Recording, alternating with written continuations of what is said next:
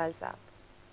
ساحل صاحب، یہ عدم برداشت کے حوالے سے گفتگو یہاں پر ہو رہی ہے، اور کس طریقے سے ایک پہلو یہاں پر بھٹر صاحب نے جو کہ ممبر ہیں صوبائی اسمبلی کے، انہوں نے اٹھایا کہ ایک معلم جو ہیں وہاں سے، ویسے تو ان کا یہ ماننا ہے کہ معاشرے میں ہر شخص کی یہ ذمہ داری ہے، سیاسی قیادت کی بھی اپنی جگہ پر ذمہ داری ہے، لیکن اس کی بنیادی طور پر تربیت آپ کے خیال میں اس میں ہماری کہیں نہ کہیں کمی رہتی نہیں ہے؟ انیشیٹو، ہاں، تو آپ کے خیال میں ہمیں کس چیز کی ضرورت ہے آج کے اس دور میں کہ جب معاشرے میں عدم برداشت ایک سطح پر انتہا پر نظر آتی ہے کہ ایک دوسرے کو سننے کی بھی ہم گوارا نہیں کرتے ہیں، اور مطلب اس حد تک لوگوں کے خیالات سے ہم شدت اختیار کرتے ہیں، کہتے ہیں بھئی یہ غلط ہے، میں ٹھیک ہوں، یہ والا پہلو جو ہے خاصا نقصان بھی پہنچا رہا ہے؟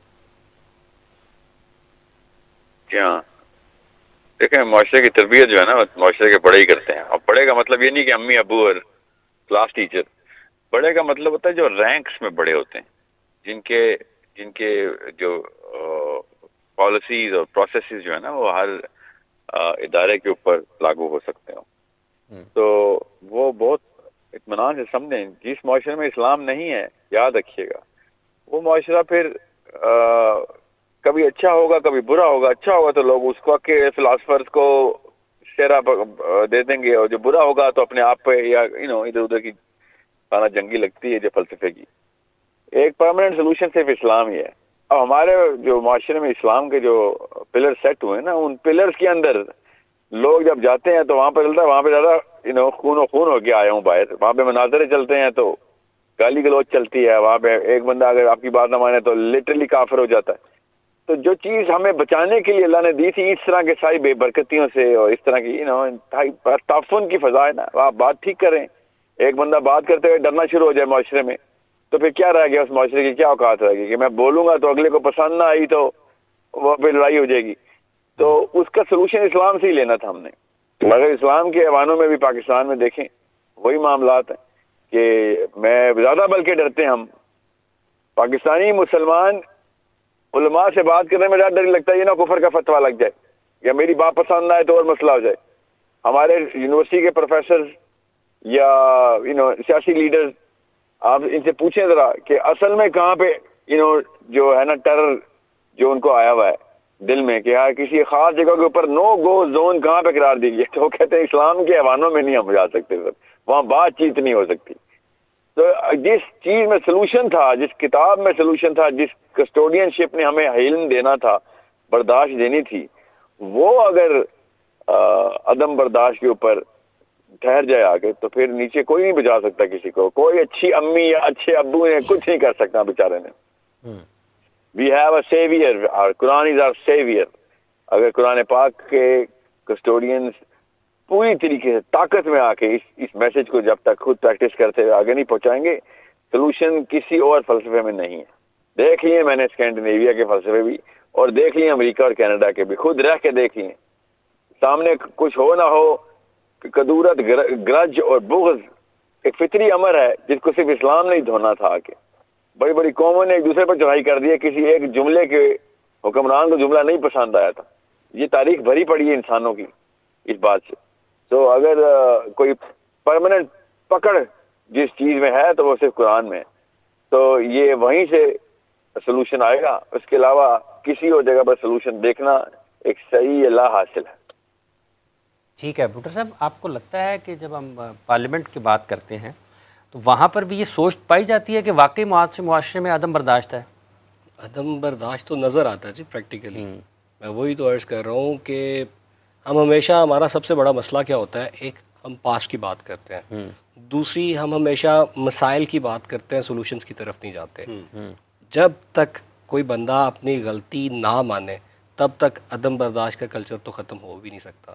اور یہ اب ایوان کی پرٹیکولر بات کریں گے تو اس کا کینوس بڑا نا نیرو ہو جائے گا، اس میں تو لمیٹڈ سے لوگ بیٹھے ہوئے ہیں۔ یہ ایک سوشل ایشو ہے، اس پہ کھل کے ڈیبیٹ ہونے کی ضرورت ہے۔ ساحل صاحب بات کر رہے ہیں کہ کلچر نہیں ہے یہاں پہ ڈسکشن کا، مگر حدیث ہے اور قرآن کے اندر کہ مشاورت بہترین عمل ہے، تو مشاورت کی جا سکتی ہے۔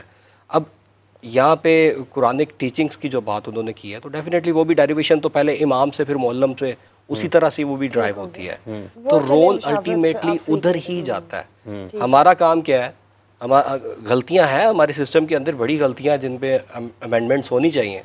اجتہاد آج کے دور میں صرف پارلیمنٹ میں پاسبل ہے، ویسے اجتہاد ہو ہی نہیں سکتا کیونکہ لا میکنگ ہونی ہے نا. اور مسئلہ یہ ہے کہ ہم اجتہاد کی طرف جا نہیں رہے. بہت کم ایشوز ہیں جن پہ اجتہاد کی صورت پہ ہم لوگوں نے عمل کیا ہوا. ٹھیک ہو گیا. سر آپ کچھ کہہ رہے تھے؟ ہاں جی، میں یہ کہنا چاہتا ہوں، یہ گفتگو کو جو میں سم اپ کرتا ہوں، روحانی ٹپ دینی تھی ویسے آپ نے. جی روحانی ٹپ دے دیں. روحانی ٹپ ابھی یا ٹھہر کے دو؟ نہیں بس ابھی دیں، ہم تو ویٹ کر رہے ہیں آپ کی روحانی ٹپ کا. اچھا دیکھیں، میں آج 2 روحانی ٹپ دینا چاہتا ہوں کہ دیکھیں ہم انسانی جو موجودہ دور اس پہ گزر رہے ہیں، تو کسی کو جائز مقصد کے راضی بھی کرنا ہو تو بڑا مشکل ہو جاتا ہے. جسٹیفائی ہوتا ہے کہ یار یہ کام جائز ہے، میرا کام کر دو. وہ کہتا ہے نہیں بھائی نہیں، بعض کچھ سفارش مانگتا ہے یا کوئی رشوت مانگتا ہے. اس کا بہترین طریقہ یہ ہے تو جائز مقصد کے لیے، پھر ریپیٹ کر رہا ہوں، جائز مقصد کے لیے، چاہے وہ بیوی ہے، چاہے آپ کا باس ہے، جونیئر ہے، ڈرائیور ہے، کوک ہے، کچھ بھی ہو، اس کو جائز مقصد کے لیے اس پہ 7 مرتبہ پڑھیں، یا باسطو یا منم، یا باسطو یا منم، یہ 2 ہو گیا، یا باسطو یا منم 3، اس طرح 7 مرتبہ پڑھیں تو وہ آپ کی بات مان جائے گا. بہت خوب، ماشاءاللہ. اور ایک ون مور، ہم لاہور جیسے شہر میں رہتے ہیں، واشنگٹن وغیرہ لندن میں بھی دیکھا کہ 5 میل لمبی لائنیں لگی ہوتی ہیں، ٹریفک جیم ہو جاتی ہے، ٹریفک نہیں کھلتی. صرف 7 مرتبہ پڑھیں، یا موکیتو، یا مومیتو، یا مومیتو، یا مومیتو، یا مومیتو، 7 مرتبہ پڑھیں، ٹریفک کھل جائے گی. آج ہی کریں، سب فائدہ اٹھائیں. بہت بہت شکریہ آپ کا. اچھا ساحل صاحب، جب ساحل صاحب سے بات کر رہے ہیں اور اس وقت میرے خیال سے ساحل صاحب بھی ٹریفک میں ہی پھنسے ہوئے ہیں، تو ساحل صاحب سے بھی ہم یہی کہیں گے کہ یا ممیتو یا ممیتو یا ممیتو پڑھیں. جی بالکل. اور جلدی سے ہمارے پاس پہنچے تاکہ ہم ان کو لائیو کالر آ گئے ہمارے ساتھ. کالر ہیں. السلام علیکم جی. جی السلام علیکم، کون صاحب محترمہ کہاں سے ہیں؟ وعلیکم السلام. جی میرا سوال ہے ساحل بھائی اور مفتی صاحب سے. اچھا جی فرمائیے. جی کیجیے. السلام علیکم. جی بھائی بولیں آپ. میرا سوال ہے ساحل بھائی اور مفتی صاحب سے کہ جب حضرت حاجرہ اور حضرت سارہ تھی، دونوں اکٹھی رہتی، تو حضرت سارہ پریگننٹ ہوئی تھی، تو انہوں نے حضرت اسماعیل علیہ السلام کو اور حضرت حاجرہ کو اپنے گھر سے نکال دیا تھا. انہیں بولا تھا کہ آپ بیرن لینڈ مکہ میں چلا جائیں. ہمیں بچپن سے یہی بتایا گیا کہ وہ بہت چھوٹی عمر کے تھے، وہ ایڑیاں رگڑتے تھے. لیکن حضرت اسحاق علیہ السلام سے حضرت اسماعیل علیہ السلام کی عمر 14 سال بڑی ہے. تو اس سے تو پتہ چلتا ہے کہ انہوں نے مل کے ان کے ساتھ کھانا کعبہ بنایا. ابھی اس میں روایتیں کون سی سچی ہیں، ہماری سچی ہیں یا یہودیوں کی سچی ہیں؟ جی ڈھائی کرتے. بہت شکریہ آپ کا. جی ساحل صاحب. جی ساحل صاحب آپ سن سکتے ہیں؟ لائن ڈراپ ہو گئی ہے، تو پھر ان سے لیتے ہیں اس سوال کا جواب. ساحر صاحب اور ابھی بٹر صاحب نے ایک بات کی، تو وہ بات جاتی ہے ایکسٹریمزم کی طرف. میں نے دنیا بھر میں نہ تو کوئی ایسا ملک دیکھا ہے، نہ ایسا کوئی معاشرہ دیکھا ہے، نہ ایسا کوئی گھر دیکھا ہے جہاں پر ایکسٹریمزم ہو، انتہا پسندی ہو، اور وہاں پر امن اور سکون ہو. یہ ہو ہی نہیں سکتا. جہاں پر انتہا پسندی جس گھر میں ہوتی ہے وہاں سے خوشیاں روٹ جاتی ہیں. تو جہاں میانہ روی ہوتی ہے، بات چیت کا ساحل صاحب از بیک. جی ساحل صاحب آپ نے سوال سنا ہے؟ سوال سے پہلے مجھے وہ وظیفہ بتا رہے تھے آپ ٹریفک میں پھنسنے والا، وہ کیا ہے؟ جی وہ یہ ہے کہ آپ نے 7 بار یا مومیتو یا مومیتو یا مومیتو. جی کے پیچھے کیا سائنس ہے سر، اس وظیفے کے پیچھے بتائیے. جی کیا اس کے پیچھے سائنس اس کا لفظی مطلب ہے. میں اکثر لوگوں کو بتاتا ہوں کہ اس کو صرف اسی مقصد کے لیے پڑھیں کیونکہ اس کا مقصد ہے موت آنا. تو ٹریفک جیم ہے تو اس کا مطلب ہے کہ اس جو ٹریفک جیم آئی ہوئی ہے اس کو موت آئے، راستہ کھلے.